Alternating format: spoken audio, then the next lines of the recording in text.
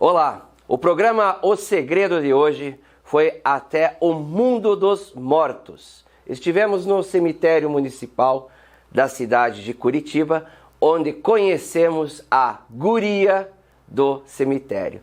Guria é um termo popular que aqui no sul a gente chama para menina. A menina do cemitério, 19 anos que ela estuda a vida de cada um que está ali sepultado, a história de cada um sepultado, e carinhosamente vem sendo chamada de a relações públicas, a assessora de imprensa dos mortos, a menina que faz as relações públicas dos ali sepultados. Aproveitamos a oportunidade que estivemos com ela e fomos conhecer a história da Maria Bueno, uma santa popular aqui no sul, além de estarmos conhecendo outros santos populares que vêm fazendo milagre na vida das pessoas que ali buscam através da sua fé, através de um instrumento, através de um apoio espiritual. Confiram. Clarissa, tudo bem? Tudo bem, tudo ótimo. Bom, gente, como eu havia dito para vocês que eu estava procurando a menina do cemitério, que não foi fácil conseguir para conversar com a menina do cemitério. Eu devo ter mais ou menos uns 12 a 13 anos de buscas em cemitérios, e eu acho que nos últimos 6 anos o teu nome parece muito forte, principalmente nessa região nossa. Uhum. Mas enfim, a gente já leu sobre você e de outros cemitérios, de outros documentários, né? Uhum. Quando surgiu a paixão? Quando passou a ser a assessora de imprensa dos mortos? Essa proximidade ela começa muito pequena, quando eu perco a minha avó aos 8 anos e acompanho os últimos 9 meses de vida dela. Então foi a minha primeira perda, foi a minha primeira vinda ao cemitério, aqui, ao São Francisco de Paula. E eu acho que eu sempre tive um olhar muito mais curioso que temeroso. Então, olhar esses túmulos, essas esculturas, sempre me fazia questionar quem foram essas pessoas, por que elas estão representadas assim, o que está por trás disso, né? E esses porquês todos sempre me levaram a visitar muitos cemitérios. Mas nada assim, né? Até que no início dos anos 2000 eu fui contratada para fazer um texto institucional para um cemitério e tive contato com material sobre arte tumular. E daí começa, das imagens que eu fiz, a vontade de tentar trazer o olhar das pessoas para dentro do cemitério, para que elas admirassem esses túmulos, essas obras, não como simples adornos, mas também como uma arte, né? Arte. E isso foi crescendo até que mais ou menos em 2011 eu me dei conta de que o trabalho de relações públicas, de assessoria de imprensa não me nutria como me nutria pesquisar o cemitério. Qual a sua formação? Relações públicas. Relações públicas. E acabou se aprofundando. Isso, e daí até 2011 eu trabalhei na área de comunicação e marketing, e daí a partir desse período eu percebo que o que eu realmente gosto de fazer é a pesquisa. Sim. E daí eu decido ir para o meio acadêmico para poder subsistir, digamos assim. Eu vou em busca do mestrado para refinar, digamos assim, essas pesquisas. Começam as visitas guiadas, que foi um trabalho que eu fiz de forma voluntária durante 6 anos, né? E essa paixão toda é aquela coisa, né? Quando você gosta, você sempre quer conhecer mais, quer estudar mais. E em 2017, efetivamente, a convite do prefeito, eu assumo um cargo na Fundação Cultural dedicada exclusivamente à pesquisa do cemitério. E em 2019 vem o convite para eu assumir a direção do departamento aqui. Daí eu ampliei um pouco mais ainda esse espectro, né, de atuação. O título popular que você recebeu da menina do cemitério, te incomoda? Não, de forma nenhuma. Eu adoro, porque assim, é o que eu amo, é o que eu gosto de fazer. Então, como me incomodar com algo que está tão entranhado em mim, né? Eu só brinco que eu acho que menina, guria, já estou ficando meio velha. Guria do cemitério, isso, né? Porque aqui no sul a gente, né, trata como a guria, né? A guria do cemitério. Eu acho que eu estou um pouquinho velha. Tá. No livro teu, né, onde a gente fala, onde você fala da arte tumular, né? A arte tumular. O cemitério aqui de Curitiba sofreu a mesma influência, digamos, do Consolação em São Paulo, onde grandes arquitetos, grandes engenheiros, com vergonha no começo da carreira, projetavam túmulos e vendiam essas obras? Aqui é um pouquinho diferente. Apesar do São Francisco ter praticamente a mesma idade do Consolação, uma diferença de 3 ou 4 anos, o Consolação ele surge num momento que São Paulo está muito avante, está muito bem estabelecida economicamente. Então aqueles imigrantes que vencem na cidade de São Paulo buscam esses artistas para serem eternizados literalmente, né, através dessas obras nos seus túmulos. Aqui, quando o cemitério é criado, Curitiba está se conformando como a capital da província, né, logo depois da emancipação política. Então está se começando a montar toda uma estrutura administrativa. Então ele começa mais singelo, né? Com o passar do tempo, ele vai recebendo aí construções que não deixam nada a desejar. Mas por São Paulo ter essa característica, assim como o Rio de Janeiro, de ser um centro aglutinador de artistas, a possibilidade de se ter um artista trabalhando numa obra assim era muito maior lá. Claro. E uma coisa que me chama muito a atenção no Consolação é que ele é muito mais metal, ele é muito mais bronze. Né? E a arte tumular você diria catalogada, de catálogo? Aqui, possível comprar? Aqui é mais catálogo. Lá são encomendas pontuais. Encomendas exclusivas. Né? Então, você vê que são túmulos feitos sob medida, a pedido daquela família e não o trabalho de marmoristas italianos que vendiam suas peças através de catálogo. A gente está falando o começo de cemitérios tem mais de 200 anos, né? Você falou do trabalho de mármore. E ele foi um trabalho, o mármore perpetuou, que continua até hoje, né? Quando uma família hoje manda fazer um jazigo, a primeira coisa que ela pensa é no mármore, né? Isso você acha que enraizou, que veio dessa cultura e vai permanecer? Isso muda bastante, sabe? Quando você pega, por exemplo, se você for no cemitério do Bonfim, você vai ver que a parte antiga dele, em Belo Horizonte, é branca. Assim como quando a gente entra no São João Batista, que até dói o olho, aquela branquitude de mármore, aquele sol forte. O mármore, ele não tinha a mesma aplicação que hoje, então ele estava muito mais destinado a essa questão da ornamentação. Só que, assim como muda a nossa visão de morte, muda essa estética.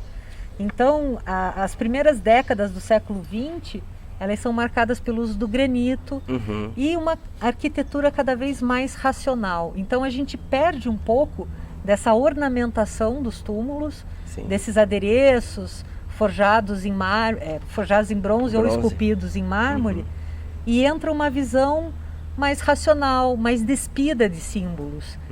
Então a tendência ao longo do tempo é a gente ir perdendo esses elementos. Digamos, acompanha a moda. Isso. E acompanha a arquitetura urbana. Sim, eu sempre brinco quando eu faço a visita, eu falo, o que a gente usa de revestimento em casa? Porcelanato. Tem porcelanato no cemitério também. Então o cemitério ele acaba se tornando um repositório. Todas as referências arquitetônicas que a gente tem na cidade de Curitiba existem aqui dentro, só que de uma forma miniaturizada. E por ser uma paisagem que não sofre tanta intervenção, a gente ainda consegue acessar com mais facilidade. Sim. Tá. Já que temos a oportunidade de estar na sua frente, o objetivo nosso era realmente falar da Maria Bueno, mas eu gostaria muito de aproveitar a oportunidade de a gente falar da doutora Enedina. O que você pode contar para nós dessa negra que se tornou, enfim, filha de escravos, que conseguiu trabalhar, estudar e se formar como engenheira? A Enedina Alves Marques, né, é filha de um lavrador, de uma doméstica que migram para Curitiba, uma família muito simples. Ela é uma inspiração para todas as mulheres. Num tempo que não havia cotas para a universidade. Não havia cotas, ela passou muito perrengue, então veja, ela cresce ajudando a mãe no trabalho, foi babá, foi doméstica, decidiu primeiro se formar como professora, né, fez o magistério, e depois alça aí a possibilidade de estudar engenharia. No meio de homens, de uma questão assim, de um contexto elitizado, né, ela era uma pessoa pobre, uma pessoa de poucos recursos, mas com muita vontade de vencer. Quando você fala no meio de homens, né? A engenharia, engenheiro até nos dias de hoje remete muito masculino, né? Sim. E antigamente a engenharia era comparada, quem se formava em engenheiro era comparado ao direito e à medicina, que eram raríssimos. Você já viu algum estudo, alguma coisa que realmente comprova que quando ela ia para a obra, ela ia armada para impor respeito? Ela era uma mulher muito impositiva, não só como profissional, mas pessoalmente. Ela era uma mulher que tinha um temperamento muito forte, ela era muito decidida, gostava muito de casacos de pele, tinha muitas perucas e ela era muito obstinada na carreira como engenheira, né? Prova disso é que todo o sistema de energia elétrica aqui no Paraná deve muito para ela, né? A usina que a gente conhece hoje como Parigô de Souza, ela participou do projeto, que é um arrojo, né? E assim, quando você tem contato com algumas pessoas que a conheceram, a sensação de uma mulher forte, de uma mulher que não era fácil de se conviver, porque era muito determinada, vem muito à tona, né? Eu tive contato com a Lisete, que é a sobrinha dela, e uma coisa muito engraçada que ela me contou é que atrás de toda essa fortaleza, né, que resistiu à questão do preconceito por ser mulher, por ser negra, por ter uma origem pobre, ela era uma mulher que se colocou muito bem e que também tinha um lado frágil. Ela morria de medo de dirigir. Então você pensa assim, poxa, um mulherão desse, né? Projeta uma hidrelétrica e tem medo de dirigir, né? E ela cobrava muito da família também que os irmãos, enfim, que todos buscassem essa colocação profissional, que buscassem se qualificar, que vencessem assim como ela venceu, né? Então ela teve uma carreira muito importante e o fato de ser a primeira engenheira negra do Brasil, eu sempre digo que ela é uma inspiração para todos, né? Para a gente mostrar que a maior barreira que a gente tem é a nossa própria vontade. Claro que existem inúmeras barreiras, existem, mas ela é um exemplo disso, né? De alguém que foi lá, foi atrás. Tem uma coisa interessante que falam dela, porque ela não tinha dinheiro para comprar os livros, né? Então ela passava as noites transcrevendo à mão. Ela emprestava dos colegas e transcrevia à mão os livros. E uma vez ela ficou em Independência, uma coisa assim, numa disciplina, e ela decorou toda a matéria para poder passar.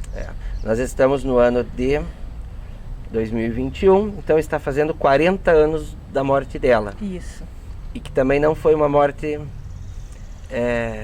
digamos que recebeu na época o mérito né, de conhecimento como ela como pessoa. Ela faleceu, ela teve um infarto, né? Supõe-se que, e o corpo dela foi encontrado alguns dias depois.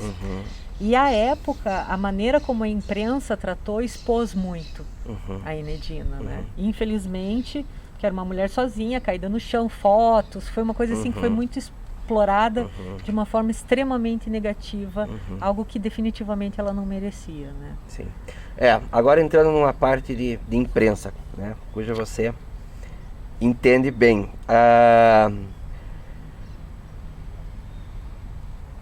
Eu que venho de uma cidade interior, né? O jornal vinha, o obituário, né? A cidade que eu vim ainda é normal o obituário, e é normal o anúncio na rádio. Em determinado horário na rádio, ele dá os óbitos do dia. Com a tecnologia, com a internet, hoje ainda existe essa linha das pessoas ainda comunicarem o óbito de alguém? Sim, existem diferentes plataformas, claro, né? Mas eu sempre comento que o obituário é muito importante, principalmente para o pesquisador. Porque quando você pega uma personalidade que tem uma certa projeção, a chance de você encontrar material é muito grande. Mas quando você pega um cidadão comum, é difícil você encontrar informação. E o obituário, ele não deixa de ser uma forma de você se alimentar dessas informações. Hoje, obviamente, muita coisa na internet, né? Então é uma memória que é mais frágil, digamos assim, porque ela não está impressa no jornal. Mas você acha que se apaga mais rápido? Se apaga mais rápido, com certeza. Porque antes ainda se faziam perfis no obituário, sim, hoje em dia já não tanto. Sim. Porque eu te digo que às vezes a gente vai visitar a casa de avós ou de alguém de mais idade e guarda o jornal com o obituário, né? De algum familiar próximo, né? E depois ainda de 7 dias após o convite para a missa, que também acaba saindo, né? Outra curiosidade que a gente vê que existia até 30, 40 anos atrás é a lembrancinha, né? Do santinho, né? De lembrancinha do velório. Hoje em dia isso não é muito mais difícil, né? Ainda existe, mas de uma forma muito mais tímida. Eu acho que a gente vem passando aí por grandes mudanças nessa gestão da morte, do morto, e isso tem implicado principalmente essa questão da pandemia, que alijou aí muitas famílias de poderem velar seus mortos. Então as coisas estão ficando mais impessoais. Mais distantes, né? A gente vinha numa tradição de velórios de 24 horas, né? Isso é uma coisa enraizada principalmente no Brasil. Acho que de São Paulo, de Minas para baixo mais do que nunca, né? É uma tradição nossa, as 24 horas. Você acha que vai haver uma mudança pós-pandemia no costume? Eu acredito que sim. Veja, hoje o tempo máximo de velório é em torno de 4 horas em Curitiba. A gente está preparando aí expandir para 6 horas. Mas você vê que está tudo cada vez mais condensado, cada vez mais rápido. Essa coisa do vivenciar a morte está ficando cada vez mais afastada. E eu acho que um sintoma disso tudo é ver o quanto nós falamos do morto, né, dos mortos dessa pandemia, mas não falamos do morrer. Da morte em si, da morte. Né? Então a gente passa por cima disso até no momento em que ela está em extremo destaque em função da pandemia, né? Você que está muito próximo aqui da administração, enfim, da central, né, de luto aqui. Os primeiros óbitos, foi difícil convencer as famílias sobre horário, sobre as regras? Acha que houve uma dificuldade de impor isso? Olha, nós aqui, desde o começo, a gente elaborou um protocolo, justamente para garantir que todos os profissionais encadeados na prestação de serviço funerário tivessem a garantia de ter conhecimento da suspeita ou da confirmação do Covid. Então, da pessoa que ia buscar o corpo no hospital até aquela que ia sepultá-lo no cemitério, todos eram informados. Mas realmente houve sim, porque principalmente muitas pessoas negavam a existência do Covid. Sim. Então, você tem que trabalhar com uma pessoa que está em luto e ao mesmo tempo está negando a causa daquele luto. Então é complicado, assim, no começo houve mais resistência, mas a gente procurou amarrar isso com questões legais, né, decretos e tudo mais, para poder ter essa prerrogativa de cumprimento para que todos ficassem seguros. Certo. No começo, obviamente, foi mais impactante, foi mais difícil e depois foi acalmando. Alguém como você que entende de arte tumular, explica para nós o que é esta pirâmide amarela no cemitério. Essa pirâmide amarela, né, da família do Roberto Glasser e do Abraão Glasser, na verdade, ela é uma réplica de um túmulo que existe no Na cemitério de Milão, na Itália. E o que acontece, né? As pessoas falam, maçonaria, ocultismo, disco voador, tem de tudo um pouco? Tem. Mas a gente não pode esquecer que houve momentos em que a temática do Egito foi muito premente. Houve uma egiptomania. E, obviamente, isso traz para dentro do cemitério essas influências também, né? Então, ali a gente tem uma esfinge, que na verdade é uma esfinge grega, já não é mais a egípcia. A sacerdotisa está diferente. Então a gente vê como esses símbolos, ao serem reproduzidos, muitas vezes são alterados e até perdem um pouco do sentido. Sim. Mas, ao mesmo tempo, representa um pouco de que também existe moda nessas questões da morte, né? E há uma influência direta na maneira como a gente constrói. Há mais algum túmulo, jazigo aqui, que seria alguma coisa diferente ainda? Alguma coisa nessa parte de arquitetura, além deste, que chama atenção? Tem, a gente tem um túmulo modernista da família Pedroso, né? Ele tem todo um sistema para baixar o caixão, um tampo que se abre, você coloca o caixão, ele desce e tem as gavetas abaixo do nível da rua. E ele é bem modernista, tem uma escada com um domo para iluminar, foi construído na década de 70. E tem aqueles assim que chamam a atenção por serem tão singelos, como por exemplo do Dario Veloso, que é um cercado de metal, sem grama plantada, só umas roseirinhas, e foi assim que ele pediu para ser sepultado, numa cova rasa, num caixão de pinos, né? Bem despojado, digamos assim, dos bens materiais. Então, cada um desses túmulos, a sua forma, acaba trazendo um pouco da identidade do seu ocupante, né? Sim. E do quanto essa pessoa se singularizava por algum motivo, né? Quem são os santos milagreiros do cemitério? Aqui do São Francisco de Paula, a gente tem a Maria Bueno e a Eunice Taborda Ribas, que são as duas grandes milagreiras. E tem o corpo de uma menina pequenininha, que recentemente eu descobri que o nome dela é Regina, que tem umas plaquinhas de agradecimento, mas pouco se sabe dela. Você fala recentemente descobriu, porque agora que está começando o movimento? Não, no caso dela é algo muito singelo e pequeno, e é uma coisa antiga. Como não tinha placa de nome, nada, ficou uma coisa assim, ficou latente ali, né? Mas me chamou a atenção. Quando a gente fala de Maria Bueno, o sul do Brasil, eu falo do sul porque, né, eu sou natural daqui, e a gente cresceu, mesmo eu vindo de uma família religiosa, cresci escutando a Maria Bueno. Quem é a Maria Bueno? Uma santa. Aí é contigo.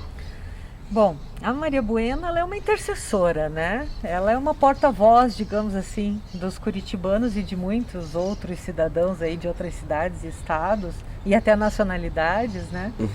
Uma mulher que viveu no século XIX e que passou a sua trajetória anônima no meio de uma multidão até a noite em que ela é assassinada. Ela é degolada com uma navalha na rua Vicente Machado, entre as ruas Visconde de Nácara e Visconde do Rio Branco. A partir da morte dela é que se lança luz sobre a Maria Bueno. Um crime que choca as pessoas.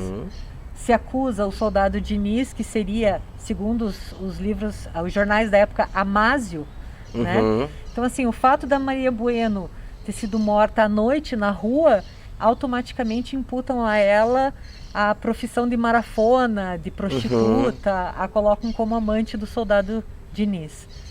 E eu lembro que tem um jornal que fala uma mulher de vida fácil, mas inofensiva, né? Então, tudo isso porque ela foi morta à noite. E o que a gente sabe efetivamente dela? O relatório, porque assim, o Diniz é apontado como executor da Maria Bueno, e ele se diz inocente, até que é feita uma inspeção no 8º Regimento de Cavalaria, que era onde ele servia, e encontram preso nas rendilhas do balde do poço desse regimento a capa dele envolvendo, uns dizem uma navalha, outros dizem uma adaga suja de sangue. Uma arma branca.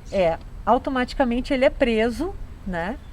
E só que quando estoura a Revolução Federalista, os maragatos, ao invadirem a cidade, teriam aberto as portas das prisões e ele fugiu, né? A partir daí a gente não tem muita informação. O que a gente sabe é que, uma vez preso, ele foi julgado e inocentado. Foi inocentado. Foi inocentado por 11 votos a 1.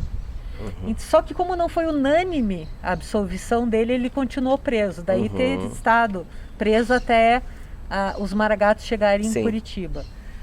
E da Maria Bueno, o que aconteceu? O fato dela ter sido degolada, o corpo dela foi levado na Santa Casa. Foi o primeiro laudo? Alguns dizem que teria sido a primeira necropsia. A primeira necropsia. A gente não tem muito subsídio sobre isso, né? Mas ela mostrava ferimentos de navalha nas mãos, então ferimentos de defesa, né? E para você ver como não dá para se fiar muito, um jornal dizia que ela tinha sido praticamente decapitada, ou seja, a cabeça arrancada, e o outro que ela tinha sido degolada. Então há uma diferença aí nessa narrativa, até mesmo dos jornais da época. O fato é que tanto no local quanto que ela morreu, quanto aqui no cemitério, começa a vir muita gente em busca do túmulo dela. E o que a gente efetivamente sabe sobre a Maria Bueno? O que consta no livro do cemitério? Que ela era uma mulher de 30 anos, que ela morre em decorrência de uma hemorragia por ferimento no pescoço, bate com a questão da degola, que a filiação dela é desconhecida, né? Ou seja, parentesco, não, familiares. Assim, ela é enterrada a pedido da polícia. Isso seria o equivalente ao indigente. Ao indigente. Porque muita gente confunde o desconhecido com o indigente. O desconhecido é aquele morto que não se sabe quem foi em vida. Já o indigente, você pode ter todos os documentos. Se ninguém reclamar o teu corpo, você é sepultado dessa forma. Então ela é sepultada como indigente, né? Então, e o principal da questão da Maria Bueno é que ela era negra. Né? Era negra? Era negra. Mas a imagem que a gente tem dela aqui, como a imagem que a gente compra nas lojas de Santos por aí... Branca de olho azul. Branca de olho azul. Então, isso é algo que também que é muito comum aos milagreiros, né? Então veja, o que vai acontecer? Maria Bueno é enterrada aqui, a pedido da polícia. Na década de 1950, com o culto dela já bem estabelecido, devotos constroem esse túmulo no início do cemitério e transladam os restos mortais dela para lá.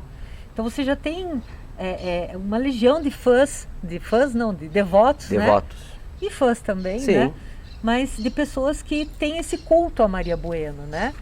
E ela chega à condição que a gente chama de milagreira, né? O que é um milagreiro? O milagreiro é equivalente ao santo, só que ele é alçado a essa posição pela população. Então, assim, o milagreiro, ele é colocado nessa posição pelo povo. Ele não precisa do crivo de uma religião, né? Diferente do santo, por exemplo, que tem um processo de beatificação e tudo mais. Sim. É uma devoção popular que passa de um para o outro. Sim. E no caso da Maria Bueno, é muito sintomático, veja, eu já escutei pelo menos umas 20 versões diferentes para quem ela foi em vida. Que ela era lavadeira, que ela fazia docinho, que ela era noiva do Diniz, que ela era amante do Diniz, que ela morreu defendendo a honra dela. Sim. Então é muito do milagreiro, desse santo popular, essa história que não... E veja, uma mulher negra em Curitiba, uma cidade tão europeia como dizem, até né? nos dias de hoje. Então é muito sintomático que ela tenha sido embranquecida, seus olhos clareados ao longo do tempo, né? Mas é importante trazer isso, ressignificar isso. Há algum registro de que realmente ela tinha algum caso com o Diniz? Não. Ou não se sabe? Não. Tem um dos oficiais do regimento coloca que ela era marafona. Ela seria uma prostituta, lavadeira e marafona. Não tem como a gente saber. O Diniz, se você for procurar pelo nome dele, você não encontra. E era um nome relativamente comum. Eu procurei para ver se ele... Porque uns dizem que ele teria sido degolado pelo Gumercindo Saraiva durante essa questão da estada dos Maragatos aqui, da Revolução Federalista. teoricamente seria um crime perfeito, né? Claro. Porque ele teria o mesmo fim que ele deu a Maria Bueno. Mas a gente não tem registro disso. Ele foi executado no muro do cemitério ou não? Então, quem foi executado no muro do cemitério e quem foi degolado no 8º Regimento não eram o Diniz. Não bate o nome. Eram outras pessoas, Tá. não bate o nome. Houve um incêndio que queimou, acho que parte de documentação da prefeitura, alguma coisa assim, na década de 70, né? Isso no Água Verde, no cemitério Água Verde. Perdeu-se muita documento, perdeu-se muita... O que aconteceu com o processo da Maria Bueno foi que ele sumiu do Arquivo Público do Estado. Ah, ele sumiu. Então não tem nada a ver com incêndio. Não, ele sumiu. Que curioso. Muito curioso, porque só acaba reiterando. Porque o que eu digo para as pessoas muitas vezes é assim, não importa se ela era lavadeira, se ela era prostituta, o fato é que as Hoje pessoas... é a Santa do Paraná. É a Santa do Paraná e assim, as pessoas se identificam com ela e veem nela uma forma de obter as intercessões necessárias, né? Sim, sim. Aproveitando, para a gente finalizar, a vizinha dela, a menina. A menina Eunice. A Eunice, eu sempre digo que a vizinhança dela com a Maria Bueno acabou alçando ela a essa posição. A Eunice Taborda Ribas é uma criança que morre muito cedo. O pai dela morre com um tiro na testa durante a coluna tenentista. A mãe entra numa depressão, acaba falecendo e ela se vê sozinha com o irmão. Eles são adotados pelos padrinhos, né? E é muito icônico, assim, porque a Eunice participa de uma procissão vestida de anjo, passa mal, vai para o hospital e descobrem que ela estava com meningite e acaba falecendo. Então ela não morre na procissão? Não, ela morre depois. E daí o que vai acontecer? Você está indo visitar o túmulo da Maria Bueno, você passa por aquele túmulo que tem aquela menina, ela tem uma carinha de braba na foto. Aí você vê que ela morreu tão nova e vê que nem são os pais que assinam aquele epitáfio, são os tios, os padrinhos. Quer dizer, tudo isso dá uma comoção maior, puxa o olhar da pessoa, né? E o milagreiro tem disso. O culto do milagreiro, ele começa no cemitério. Sim. A partir do túmulo dessa pessoa, né? Então, eu acho que tudo isso propicia que a Eunice seja alçada a essa posição também de intercessora. Claro. E sendo criança, abre outras prerrogativas nessa busca dos pedidos, né? Que as famílias fazem. Sim. E é muito interessante ver assim, que a família inicialmente não aceita, né? E é uma história muito triste, porque daí o irmão dela morre logo depois, então é uma família dizimada. Está sepultado junto o irmão? Não, o irmão não. Ela está junto com a avó paterna dela. O pai, o corpo ficou no cemitério de campanha, na Serra do Roncador, e a mãe eu não consegui encontrar onde ela foi sepultada.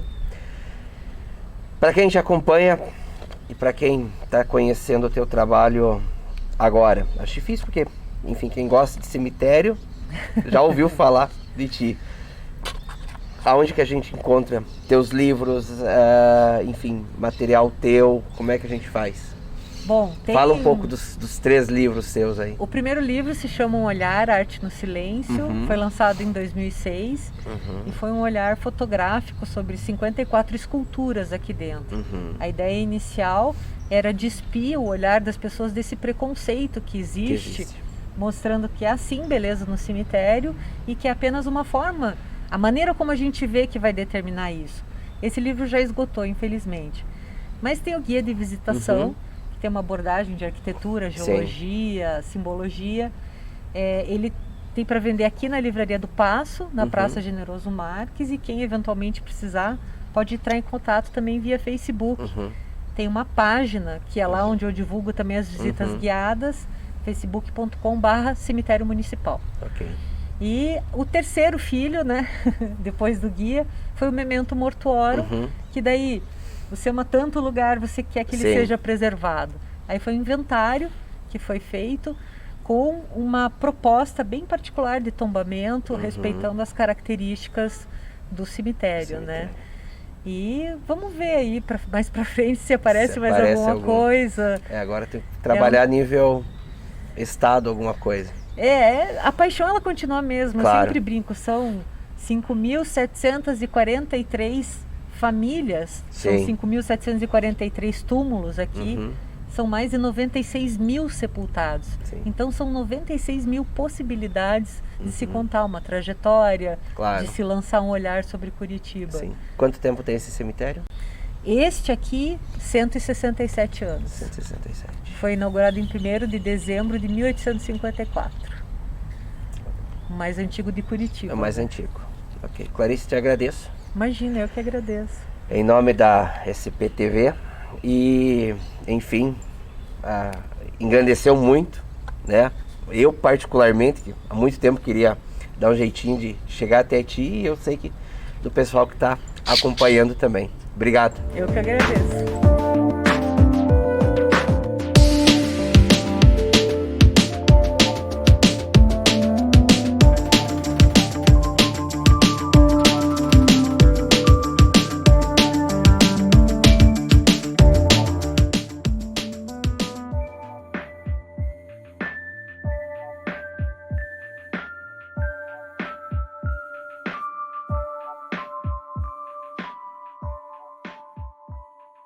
Essa parte que acompanhamos agora, junto com a guria do cemitério, como a gente chama aqui no sul, ela nos despertou sobre os santos populares. Quem são os santos populares? Tenho certeza que na tua região onde você mora, no município aí que você está, muitas das vezes no estado, na região aí, deve haver um túmulo, deve haver um cemitério, deve haver um lugar de peregrinação popular. Sem intuito de denominação de igreja, sem intuito de denominação de fé. A partir da hora que a gente fala de um santo popular, é porque ele não passou pelos tradicionais institutos católicos, onde é feito o estudo, a pesquisa, a canonização e a santificação. Maria Bueno se arrasta há quase 200 anos na sua história. Ela vem trazendo pessoas para peregrinar ao seu sepulcro. Primeiramente que ela desperta toda aquela história da moça lavadeira, da moça muitas das vezes julgada como prostituta, brutalmente assassinada. Maria Bueno, quando foi feita a autópsia do corpo dela, e outro mistério, porque dizem que foi o primeiro estudo cadavérico, foi a primeira autópsia que se tem conhecimento na Santa Casa em Curitiba, é possível ver em relatos onde houve marcas de navalha nas suas mãos, ou seja, se defendendo do golpe. O feminicídio não tinha a mesma proporção de defesa da mulher igual temos nos dias de hoje. Nos dias de hoje já é difícil, muitas das vezes no caso de feminicídio é indagado, é julgado a forma como a pessoa estava se vestindo, a forma como a pessoa estava se comportando e não o crime em si. Agora imagine isso naquela época, naquele tempo, né, onde a imprensa, de modo geral, era 100% machista e masculina. Então é claro que os apoios populares dentro da época não mantiveram a ela uma defesa, muito menos um estudo por falta de recursos. Mas ela sobreviveu, a sua história sobreviveu ao tempo, sua história sobreviveu aos fatos. E dentro do conhecimento popular, muitas das vezes empírico, baseado em fatos, em registros, ela se torna a Santa Popular de Curitiba.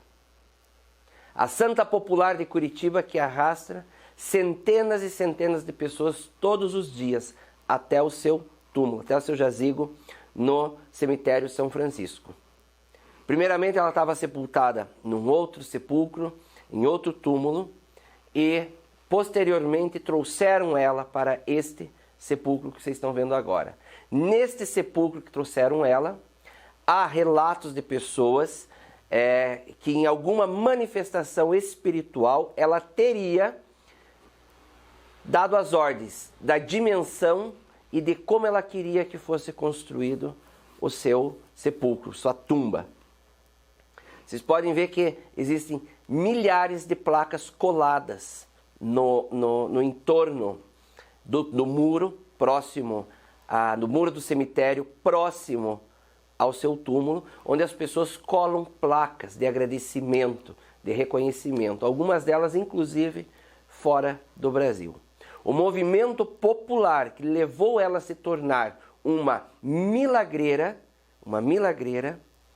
recebendo centenas de rosas todos os dias, geralmente vermelhas. As rosas são vermelhas porque há uma lenda, né, onde diz que brotou uma rosa no local do assassinato dela e as pessoas levaram uma imagem, né, associaram a rosa vermelha ao fato dela ter sido assassinada por um homem. Muitas das vezes dizem que foi um crime passional, por ciúme da parte dele, e acabaram sempre levando rosas vermelhas para o jazigo dela.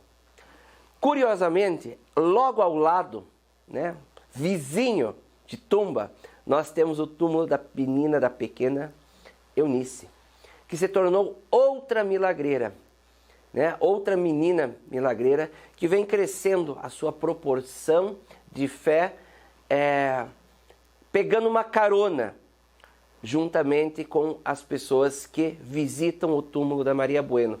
Pois, quando você passa para chegar no túmulo da Maria Bueno, você passa pelo túmulo da menina Eunice e acaba chamando a atenção que as pessoas ali colocam sapatinhos, bico, mamadeira, roupinhas de criança, doces, em homenagem, em pedidos, em agradecimento à menina Eunice.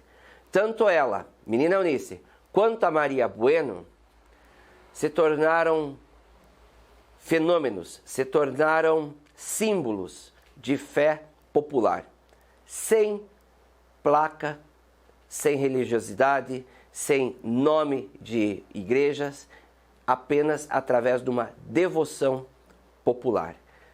Essa devoção popular cresce em todas as partes do mundo, principalmente nos países latinos, onde veio a herança trazida pelos portugueses junto com a chegada da Igreja Católica aqui no país, aqui no Brasil.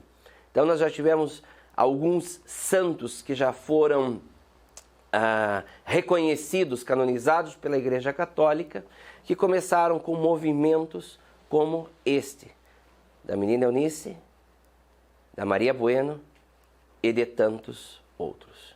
Agradeço a cada um de vocês que acompanhou esse programa, desejo a todos um abençoado dia e espero vê-los na sexta-feira que vem, à meia-noite, aqui na SPTV, no próximo O Segredo.